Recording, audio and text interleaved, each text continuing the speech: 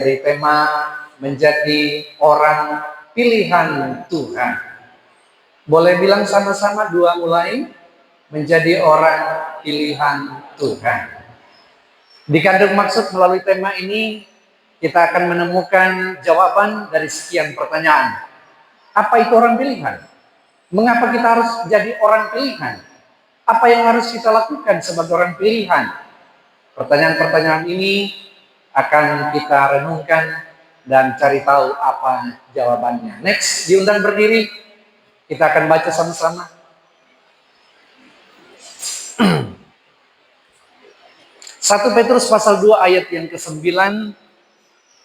Mari baca sama-sama, 2 mulai.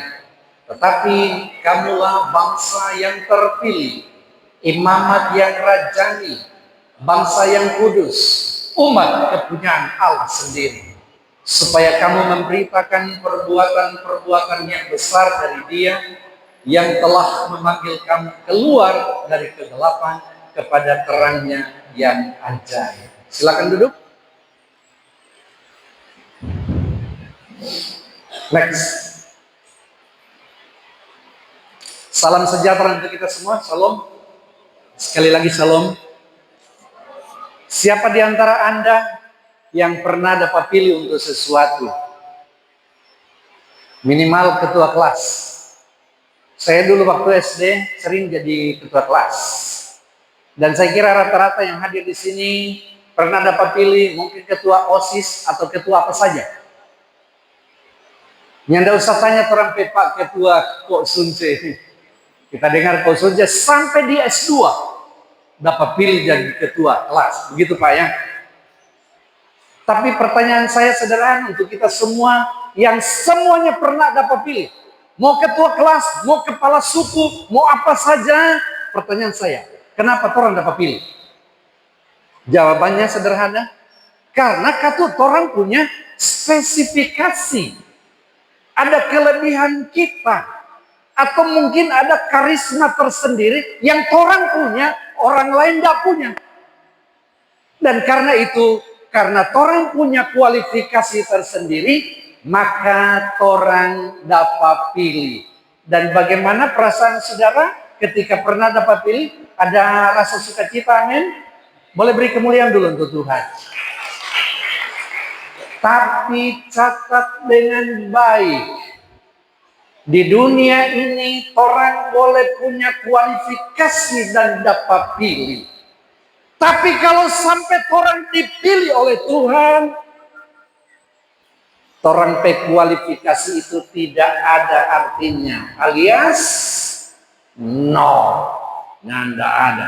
Tuhan tidak pakai. Orang tidak ada andil sekalipun. Mau orang hebat, mau orang pintar. Mau orang petikel sampai S7, S8, S-talent, sampai dimanapun Tuhan tidak pakai. Karena apa? Kalau sampai orang semua dapat pilih, itu semata-mata karena kemurahan Tuhan. Amin saudara. Beri kemuliaan Tuhan untuk kemurahan Tuhan. Dan saya berharap saudara happy dengan penjelasan ini. Bahwa ternyata kata orang ini orang beruntung. Bahagia orangnya. Orang ini bangga karena Tuhan pilih orang bukan karena orang kebaikan, prestasi, termasuk validasi dalam dunia ini, tetapi semata-mata karena kemurahan Tuhan. Next. Ini yang bahaya. Dan kalau saya mau kasih tahu profilnya Petu, jadi nanti kalau saya buat Petrus daripada terlalu panjang, kita singkat saja Petu. Ya kan, supaya gampang orang ingat. Nanti kalau saya sebutkan contohnya tentang Petrus, bagaimana dia terpilih. Yang pertama ini kita mau kasih tahu Pak saudara sekalian, ini profilnya Petrus sebelum kebangkitan teristimewa, sebelum ketuangan Roh Kudus atau hari Pentakosta. Jadi sebelum itu, ini yang terjadi dengan Petrus. Saya ingin orang Bapak baca sama-sama kalimat di bawah. 2, 3. Berlagak ketua kelas, padahal tidak pernah ada pemilihan ketua kelas. Itu tuh Petrus. Coba perhatikan Petrus itu kan di setiap kesempatan, rupa dia selalu mesti angkat tangan. Apapun pertanyaan Yesus, mesti dia yang lebih-lebih dulu. Ini boleh orang lain. Itu berarti dia berlagak ketua kelas, padahal nyanda pernah ada pemilihan ketua kelas. Pernah saudara baca? Pernah enggak saudara baca di salah satu Alkitab ada perikop yang berbunyi judulnya pemilihan ketua kelas dari para murid. Dan waktu pemilihan itu maka Yesus pun menghitung jumlah yang terpilih. Yohanes mendapat nilai 3, maksudnya Yakobus mendapat nilai 2, dan Petrus mendapat nilai 6. Pernah begitu? Nyanda. Karena apa? Tidak ada pemilihan. Tapi itu yang terjadi. Petrus berlagak seperti ketua kelas. Berlagak ini artinya sok tahu, sok pintar. Artinya sok mesti dia tuh dan orang lain nimbol. Karena itu begini saudara. Mari kita clear dulu dengan kata ini, berlagak atau sok tahu. Itu ya. Next. Berlagak tahu, sok tahu. DP bahasa Mandarin itu Jing San Nia Si Hao. Boleh ulang? Lipia. Kita juga baru dapat dengar di Google tadi, cuma intermezzo saja supaya kurang tahu. Kita ingin tahu DP arti apa betul ini Pak Ketua. Yang tahu-tahu sedikit mungkin Fani, Cifani. Cuma sedikit DP intermezzo saja. Tapi maksudnya supaya coba visual kita berlagak tahu ini, kita mesti beres dulu dengan ini atas diri kita. Apakah berlagak tahu ini ada patoran pedili? Tapi saya rindu definisikan dulu ya, supaya orang ada gambaran umum. Next. Menurut bahasa Indonesia, kamus bahasa Indonesia. 1. Berlagak tahu itu adalah bersikap atau berlaku seolah-olah. DP contoh, dia berlagak seperti orang kaya, padahal hidupnya pas-pasan. Ada di sini yang berlagak orang kaya, tapi sebenarnya bukan orang kaya, tapi DP hidup pas-pasan. Itu yang pertama, bersikap atau berlaku seolah-olah. Berarti tetap kesannya negatif. Nomor 2, berpura-pura atau meniru gaya tertentu. Contoh misalnya ada anak pemuda di sini, anak itu suka berlagak seperti pahlawan dalam film. Hari-hari dia seperti Batman. Pokoknya DP gerakan Batman. Itu namanya berpura-pura atau meniru gaya tertentu. 3, sombong atau merasa lebih hebat dari orang lain. Jangan suka berlagak pintar kalau belum tentu benar. Itu DP contoh. Minimal melalui keterangan ini, penjelasan ini, semua orang mulai taruh kira apakah yang namanya berlagak tahu. Apakah DP bahasa Mandarin tadi? Sudah lupakan saja. Apakah yang 3 ini mulai muncul dan apakah respon kita terhadap berlagak tahu ini sudah betul sesuai dengan firman? Next.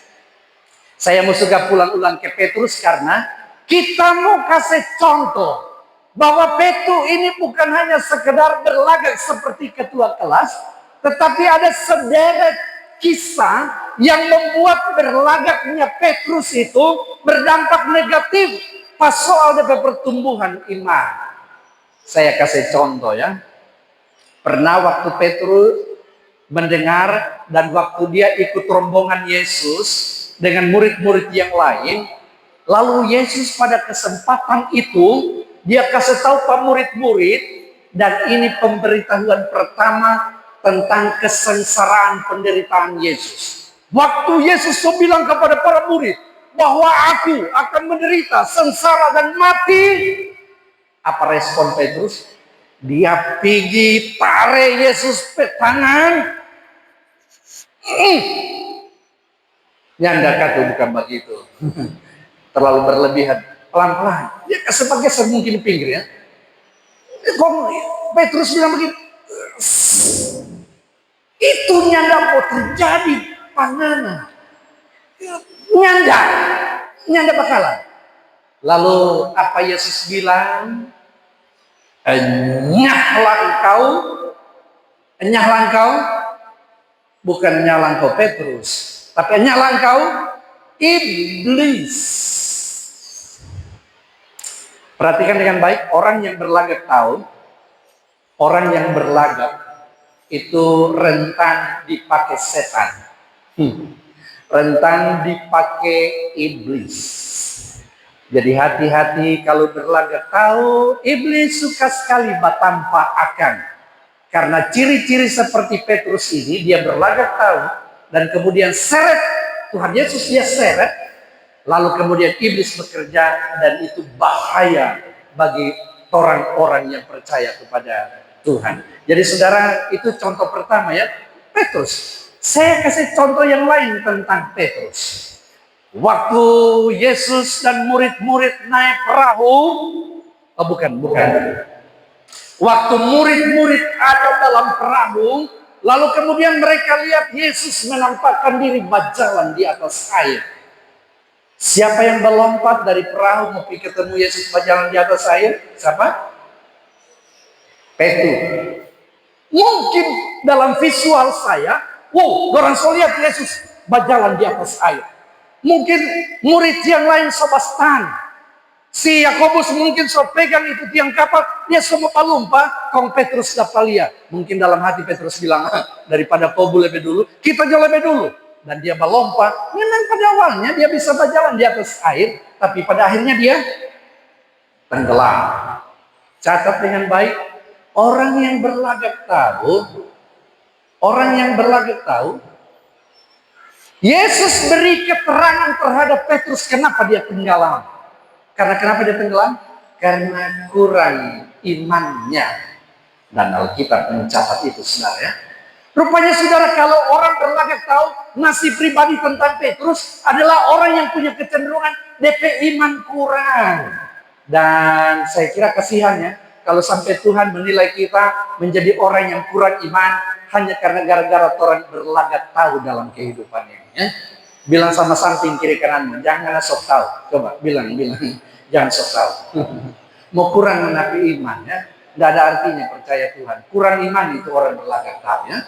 Oke, saya tambahkan lagi satu contoh yang paling penting. Masih tentang Petrus. Ingat waktu Yesus membasuh kaki murid-murid? Ingat semua ya. Saya bayangkan Bapak Ibu Saudara, acara itu berlangsung dengan hikmat sekali. Hening. Pokoknya semua, boleh saya katakan silent majority. Semua orang tadi ya. Karena apa? Ini acara yang sangat sakral. Yesus mau basuh kaki murid-murid. Maka murid-murid ketika semua sudah siap dan terdiam, masuklah Yesus ke ruangan itu. Pertama-tama mungkin dia pergi kepada Yohanes. Setelah dia basuh, dia pindah kepada Filipus. Dia mungkin pindah kepada Yakobus. Dan sekarang giliran Petrus. Dalam keadaan hening seperti itu, tiba-tiba Petrus sebelum dibasuh kakinya, dia protes. Tuhan mau basuh kita pakai kaki? Apa Tuhan jawab? Petrus, apa yang kita mau bikin sekarang, memang sekarang Ngana belum tahu DP arti. Tapi nanti Ngana mau tahu. Apa Petrus jawab? Dia bilang, Tuhan, kan gak mungkin. Tuhan mau bolak-balik terus tiap hari mau basuh kita. Kan gak mungkin. Apa Yesus jawab? Petrus, Ngana kalau sampai kita ndak basuh Ngana pakai kaki, kau tidak dapat bagian dalam kerajaanku. Wow. Tapi seterusnya masih ada lagi. Apa yang Petrus katakan? Petrus bilang begini, oke, kalau begitu jangan cuma kita pakai kaki. Tapi apa? Kita pakai tangan, kita pakai kepala. Artinya seluruh tubuh. Apa Yesus jawab? Petrus, orang kalau so mandi, nggak usah lagi mandi. Cukup kalau dia mau tidur, cuci kaki dong. Ya kan? Sebab ini kan semua so bersih. Walaupun Yesus bilang, nyanda semuanya bersih. Siapa yang dia maksud? Siapa yang dia bersih? Yudas Iskariot. Coba perhatikan saudara. Orang yang sok tahu seperti Petrus, Ini akan dapat lihat betapa diragukan kepercayaan iman. Betapa kerdilnya imannya. Karena dia tahu. Bayangkan semua murid Iko, taat, tulus, silent majority. Dia sendiri yang bikin heboh. Ini pertanda saudara, dia protes bukan untuk hal yang positif, tapi untuk kepentingan sendiri. Karena itu sekali lagi kita mau kasihnya, jangan sok tahu. Kalau tidak mau sama seperti Petrus. Boleh kasihnya ulang kiri kanan, jangan sok tahu. Mau sama dengan Petrus ngana.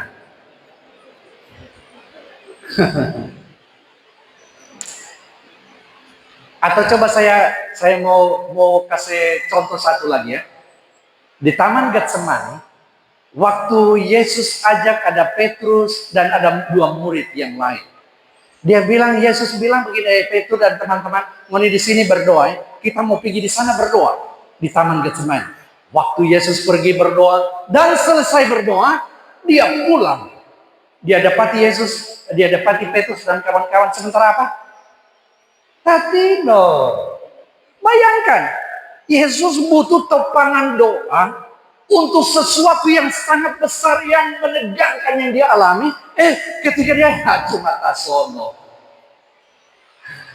Beberapa waktu yang lalu saya pergi ke apotik 31 yang di situ semua tahu ya apotik itu ya. Waktu saya pulang tiba-tiba masuk seorang ibu dan orang baru kenal karena ibu itu di jemaat sini Sumber Berkat. Dia bilang Pak Pendeta. Kita bilang mau apa? Dia bilang mau beli obat. Mari sebelum kita beli obat, kita mau tanya Pak Pendeta begini. Siapa? Begini Pak Pendeta. Siapa kan setiap kali kita mau berdoa, setiap kali kita mau berdoa, itu mengantuk itu selalu ada. Baru mau bilang Bapak di surga, soleh begitu. Seterusnya begitu terus, menguat terus, mengantuk terus. Kok dia tanya, apakah itu pekerjaan iblis? Kita jawab, bisa jadi. Karena apa? Orang dalam hidup ini sebenarnya kita mau bilang pada dia, kalau orang dalam hidup ini, ya orang Kristen cuma sok tahu, itu yang terjadi. Gampang mengantuk. Sama dengan Petrus.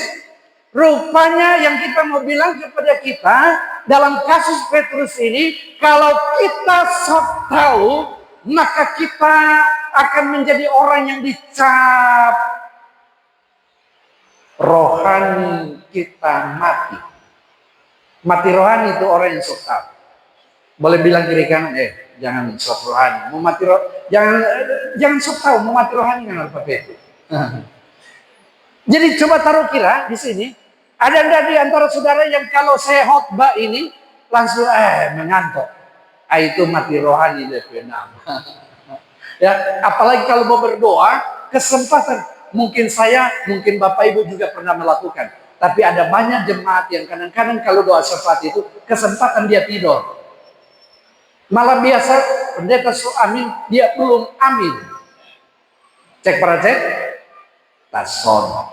Jadi orang sok tahu itu yang tidak respect kepada hal-hal yang berbau rohani. Panggil ibadah, ni mau. Panggil baca Alkitab, ni mau. Taruh kira orang tua kasih ingat patoran pe anak-anak. Kalau orang jaga panggil ibadah, orang ni mau, itu mati rohani. Dan itu bahaya bagi kita orang tua. Waspadai, dorong terus anak-anak. Mesti rajin ibadah. Kalau enggak mau terus-terus orang mati rohani. Ya, kita pereng ini selalu kita kasih ingat. Papa ada bukan itu. Postingan di FB tolong selalu like dan ikut renungkan dengan baik supaya jangan mati rohani. Walaupun kadang-kadang dia suka lupa, tapi itu cara orang tua selalu kasih ingat karena zaman sekarang kan anak-anak itu selalu HP saja. Dan kalau orang tidak intervensi melalui orang alat ini, itu agak kesulitan. Jadi saudara, jangan sok tahu. Karena kalau sok tahu, mau jadi mati rohani rupa Petrus. Saya tambah lagi sedikit ya, masih tetap Petrus ya.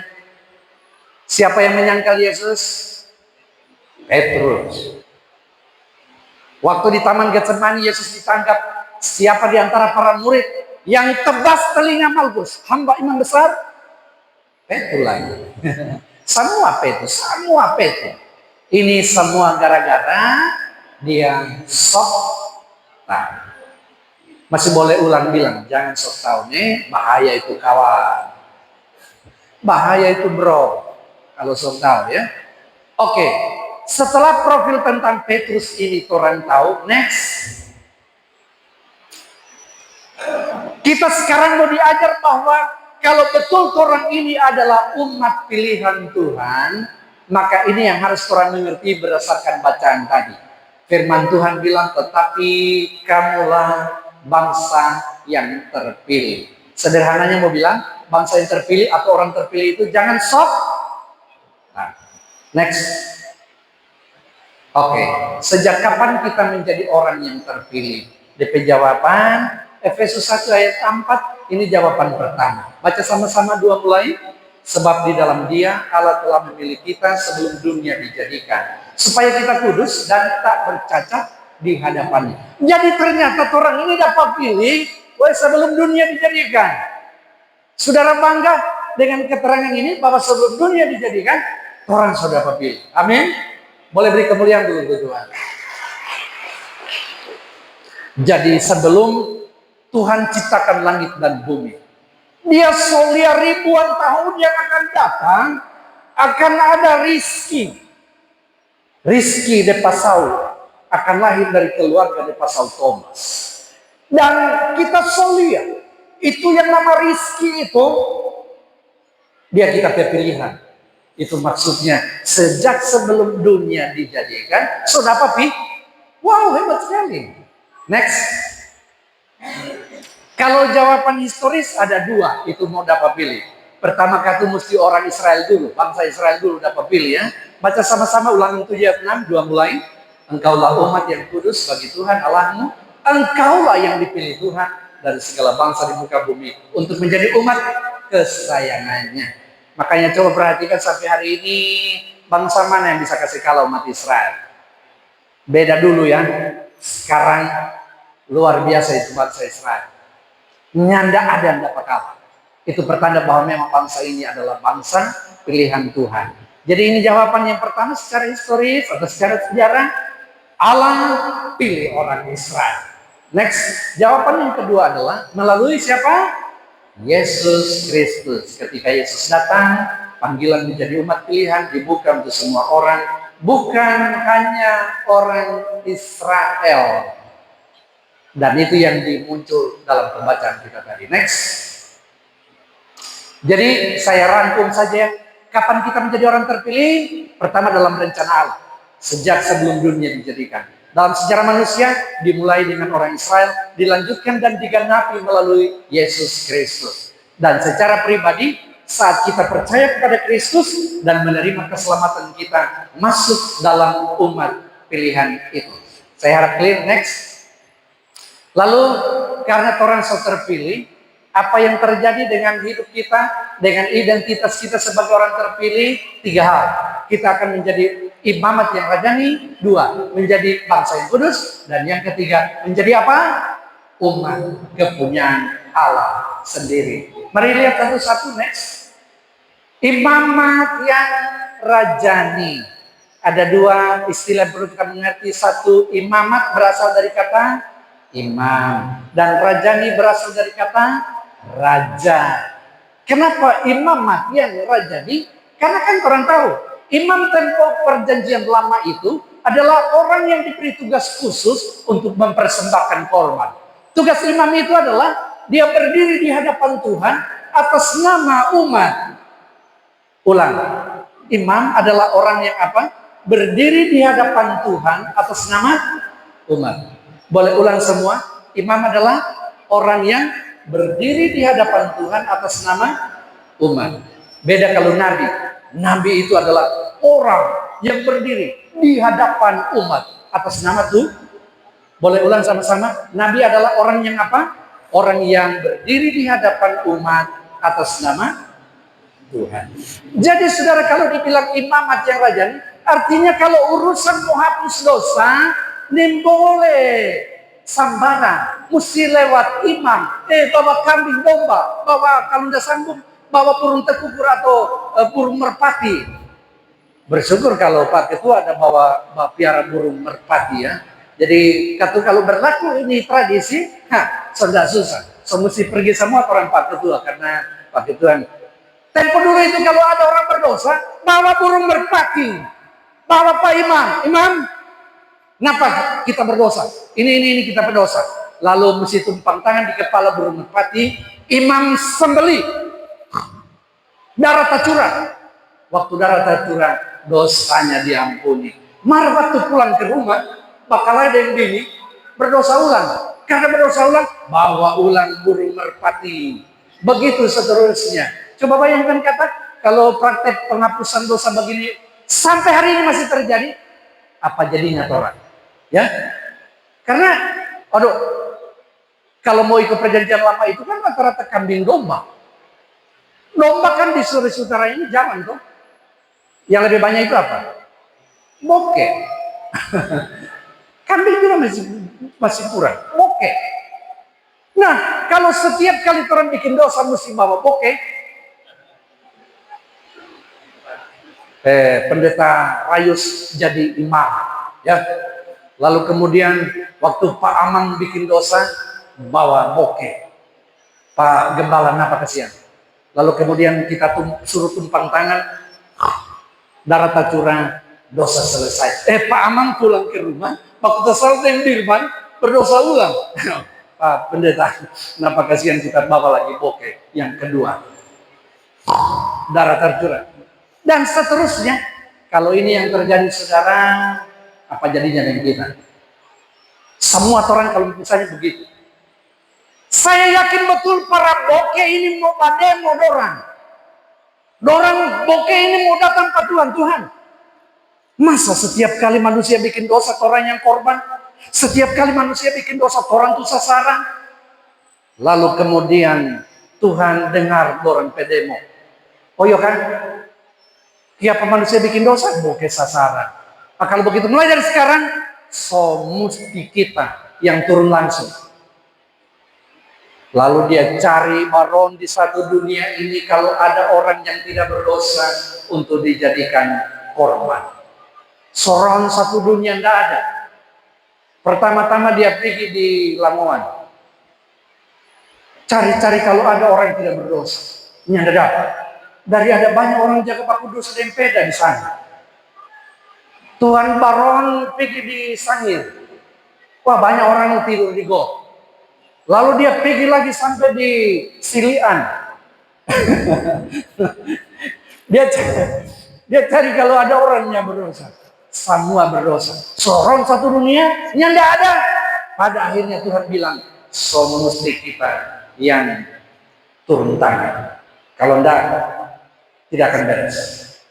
Itulah sebabnya saudara, kalau dibilang imamat yang rajani, berarti kalau dulu mesti ada perantara, sekarang orang punya akses langsung. Yang tidak pakai perantara. Orang bisa berdoa Pak Tuhan, minta ampun langsung Pak Tuhan. Kita sembah Tuhan. Dan semua terbuka, aksesnya terbuka. Itu maksudnya imamat yang rajani. Saudara happy mendengar informasi ini, amin. Boleh beri kemuliaan dulu untuk Tuhan.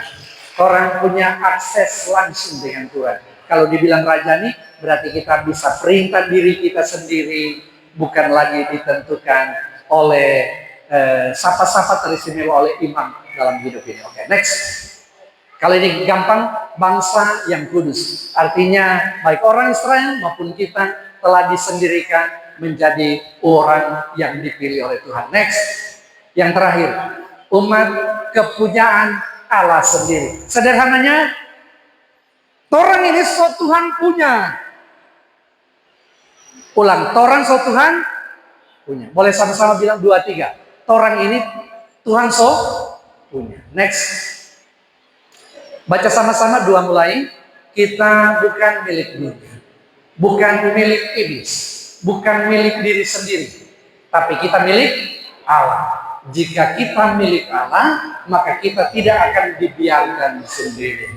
Tidak ada yang bisa mencabut kita dari tangannya. Tidak ada. Ya? Apapun dunia ini mau bikin, tidak ada yang akan bisa memisahkan kita. Apa yang dapat memisahkanku dari kasih-Mu Tuhan sahabatku, dan seterusnya. Next, baca sama-sama dua mulai. Dan aku memberikan hidup yang kekal kepada mereka, dan mereka pasti tidak akan binasa sampai selama-lamanya, dan seorang pun tidak akan merebut mereka dari tanganku. Pasti tidak akan binasa. Next. Karena itu saya mau bilang kepada kita semua, jangan biarkan dunia mendikte identitas kita. Apa identitas kita? Satu, bangsa yang kudus. Dua, imamat yang rajin. Tiga, bangsa yang kudus. Empat, umat kepunyaan Allah sendiri. Empat identitas ini minta tolong kasihan, jangan sampai didikte oleh dunia ini. Jangan biarkan nilai-nilai dunia yang bertentangan dengan firman Tuhan menentukan siapa dirimu. Next, ini dia. Ada seorang, sebut saja Daniel, setiap pagi dia bakaca. Tapi sayang sekali, DP kaca itu retak-retak. Lalu kemudian setiap kali dia bakaca itu, dia jumpai dirinya, wah beda jauh. Dia lihat siapa kan, kita pe kepala serupa dapat lihat besar. Siapa kita pe mulut ini so miring-miring.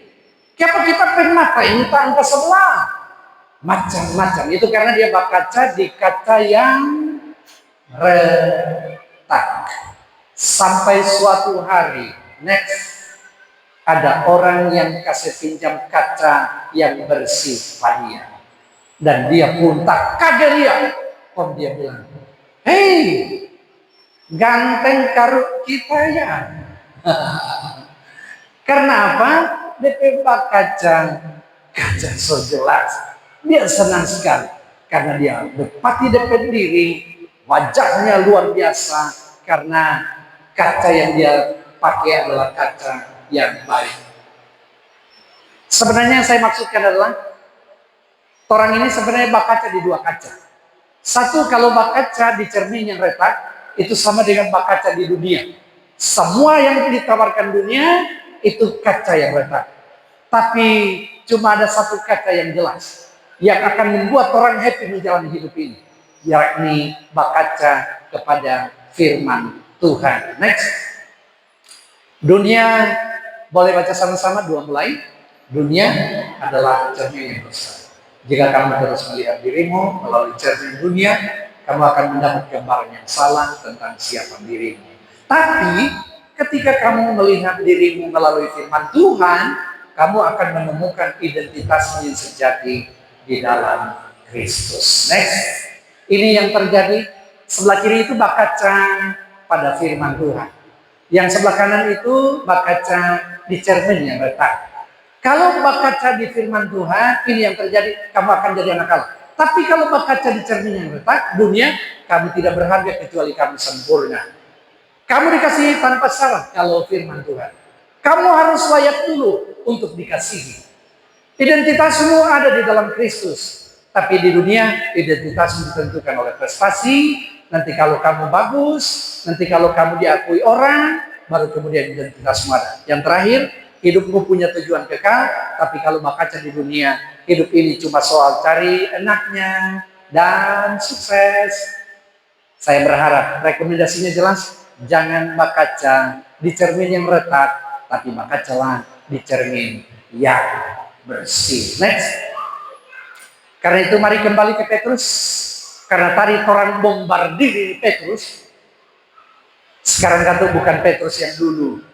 Setelah peristiwa Pentakosta, karena Petrus renungkan betul bahwa jadi murid itu mesti seperti yang Tuhan mau, maka standar murid itu telah dia miliki. Next. Sebelum kebangkitan Yesus ini, orang saya tahu tadi ya, sebelum Yesus kirim Roh Kudus. Next.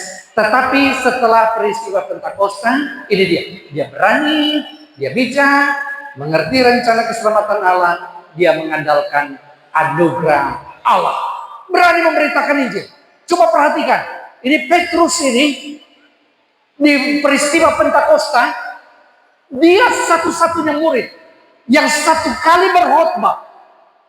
Berapa ribu orang yang diselamatkan? 3.000 orang yang diselamatkan, dibaptis satu kali khotbah. 3.000 yang selamat. DP tamu balik sekarang. So 3.000 kali berkhotbah, belum ada yang satu selamat. Pernah saudara perhatikan ada KKR, datangkan penginjil atau pembicara dari luar negeri, dan di KKR itu ada lawatan massal. Ada yang sampai jumlah 3.000 orang yang menerima Yesus, nyanda ada. Atau misalnya ada banyak yang sakit, misalnya ada 50 yang sakit, naik ke altar, didoakan, semua sembuh, semua sembuh, nyanda semua, tapi ada yang sembuh. Karena saudara tahu kenapa tidak semua sembuh? Ada yang tahu? Kenapa tidak semua sembuh kalau KKR? Ada yang juga tidak sembuh? Ada yang tahu jawabannya? Karena kalau semua sembuh, tuh rumah sakit semua tutup. Orang sudah mau pergi di rumah sakit, cari jual itu KKR, karena pasti sembuh. Ya? Kan orang tahu rumah sakit itu juga adalah alat Tuhan. Mujizat Tuhan terjadi melalui rumah sakit, para dokter dan lain-lain. Ya? Jadi mari buka mata. Tapi itu Petrus yang saya mau bilang, setelah peristiwa Pentakosta dia paham kita ini orang pilihan Tuhan, maka hidup kita harus betul-betul seperti murid. Next. Lalu apa yang harus kita lakukan? Next. Firman Tuhan berkata, mulai dari warna yang di bawah, yang kuning, 2 mulai, supaya kamu memberitakan perbuatan-perbuatan yang besar dari Dia yang telah memanggil kamu keluar dari kegelapan kepada terangnya yang ajaib. Mesti memberitakan. Ya, bagaimana itu memberitakan? Sondak lama, jangan mengantuk dulu. Ini yang harus kita lakukan. Pertama, hidup sebagai terang dunia. Kasih tunjuk itu karakter Kristus kalau orang menjadi terang, ya. Yang sabar, yang penuh kasih, yang rendah hati, jujur, setia. Jadi kalau ada yang masih kurang sabar, cuma sabar. Maka dunia akan melihat bahwa orang ini sabar. Yang cerewet-cerewet, kasih-kasih kurang. Ya, supaya orang dunia melihat, oh ini kata orang yang tulus, yang rendah hati, yang setia. Next, yang kedua yang harus kita lakukan, berani bersaksi tentang karya Allah dalam hidupmu. Coba ceritakan pengalaman. Semua kantoran pernah mengalami mujizat Tuhan, ya. Ceritakan ke orang-orang bagaimana mujizat itu berlaku, itu jadi kesaksian yang akan mengubahkan dunia ini. Next, yang terakhir, melayani sesuai dengan karunia yang Tuhan berikan. Jika kamu bisa menyanyi, pakai menyanyi. Yang musik, pakai untuk musik. Jangan sedikit-sedikit, kita kan dapat doi kalau kita melayani. Itu keliru, ya. Maksimalkan apa yang bisa Tuhan berikan pada kita untuk melayani. Jika kamu bisa mendengar, jadilah pendengar yang baik. Jika kamu pandai menulis, buat konten membangun iman yang lain. Makanya akhir-akhir ini saya sadar betul bahwa ternyata memaksimalkan media massa itu adalah sebuah keharusan. 1 minggu itu ada 1 perikop, saya siapkan 14 kali khotbah pendek, singkat, menggunakan judul-judul atau tema-tema yang bervariasi. Kadang secara formal, kadang gaya santai, kadang gaya anak muda, dan lain-lain. Maksudnya supaya menarik. Dan karena itu para mahasiswa, jangan abaikan apa yang menjadi petunjuk ini. Semua kalau mau berhasil, pastikan faktor Tuhan itu mesti hadir di hidup kita. Yang paling terakhir, di kekekalan nanti cuma ada 2 pertanyaan. 1, apakah selama kita hidup telah sungguh-sungguh percaya? Mungkin kita jawab oke. Tapi kedua, kau apakan setiap berkat, talenta, keahlian, kekayaan yang aku berikan? Mari dengan bijak kita perhatikan nomor 2 ini. Kalau hidup kita telah jadi berkat bagi sesama, itu baru namanya murid, orang yang dipilih oleh Tuhan. Slide paling terakhir. Next, ini dia. Harapan saya setelah kita merenungkan firman ini, orang rupa burung yang keluar dalam sangkar. Setelah buka sangkarnya, mengalami kebahagiaan, dibebaskan, karena orang tahu bahwa ternyata